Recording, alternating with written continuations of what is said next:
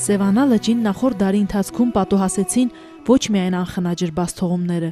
դեռ նոր էին մեր պետական այրերը մտահաղանում լճի մակարդակի բարձրացման ծրագրերը, երբ վճիտ ու զուլալ Սևանի ջրերին սպառնալ սկսեցին արդյունաբերական թափոնները։ Սևանի ավազանի քաղաքներում կամ շրջկենտրոններում մեկը մյուսի հետևից վեր բարձրացան արտադրական ձեռնարկություններ, որոնց հումքի վերամշակումից առաջացած թունավոր թափոնները կատարյալ սպառնալիք ստեղծեցին լճի ջրային, կենդանական ու բուսական աշխարհի համար։ Հանքահումքային եւ էլեկտրատեխնիկական արտադրությունների զարգացման կողքին անակնկալ արագորեն աճեցին նաեւ մարզի բնակավայրերը։ Զարգացող քաղաքաշինությունը իր հետ բերեց նաեւ բնակավայրերի գոյղացման անհրաժեշտություն, որը ցավոք սրտի դարձյալ կատարվեց Սևանի ջրերն անխնա աղտոտելու հաշվին։ Վարդենիս քաղաքի գոյղագիծը շատ վատ վիճակում է եղել։ Վարդենիս քաղաքում արտակարգ իրավիճակ է գոյղի Արցուկան թաղամասեր մինչև օրս դեռ գոյղագիծ գոյություն չունի, գոյղը ամբողջապես վերգետնյա հոսում է արվակի տեսքով դեպի Սևանա լիճ։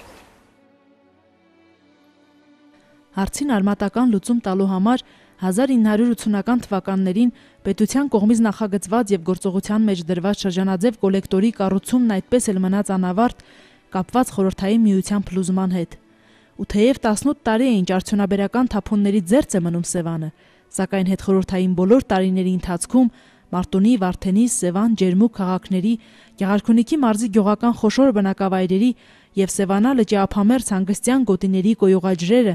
լիճ են հոսել առանց զտման, աղտոտելով ջրային պաշարներն ու շրջակա միջավայրը։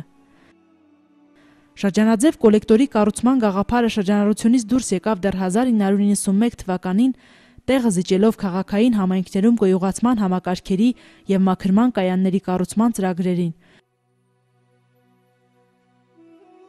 2009 թվականին Եվրոպական զարգացման բանկի ֆինանսավորմամբ ու անմիջական հսկողությամբ վերջապես մեկնարկեց վերոնշյալ քաղաքների գոյողացման համակարգերի կառուցումը։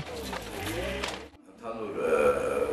ծրագիրը կազմվեց երկու փուլով, առաջին փուլում ուրեմն նախատեսվեց 20 եւ 24 հազար դեցամետր նոր գոյղագիծ, որը կազմում է 4 միլիոն 500 հազար եվրո, ուրեմն կատարվել է 20 հազար մետրը առաջորդ դրությամբ ու դրա հետ մեկտեղ երկրորդ փուլն նախատեսվում, որը կատարվի, որը կլինի մոտ 3 միլիոն 500 հազար եվրոյի չափ ու նոր գոյղագիծ է նախատեսվում, նորից 18,000 մետր նույն քաղաքներում նախատեսվում է սկսել սեպտեմբերից եւ ավարտը 11 թվականի սեպտեմբերը։ Աշխատանքը վերահսկվում է,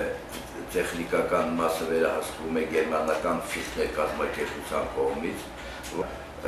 Աշխատանքը կատարվում է շատ որակյալ եվրոպական ստանդարտներին համապատասխան։ Առայժմ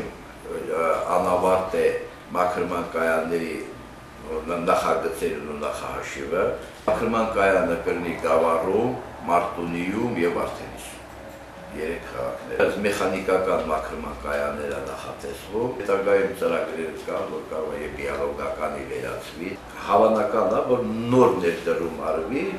որովհետեւ մոտավորապես այս մեր կատարած գործը կազմում է մոտ 50-ից 60% գոյություն ունեցող գոյղագծերի։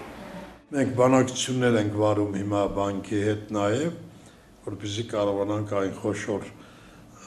բնակավայրերը, որոնք կան, ասենք Վարդենիկը 10,000 բնակիչ ունի։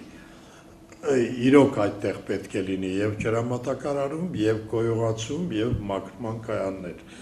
Հետո գոտեավորման նախագիծն է կազմել շուտով կառավարությունը կհաստատի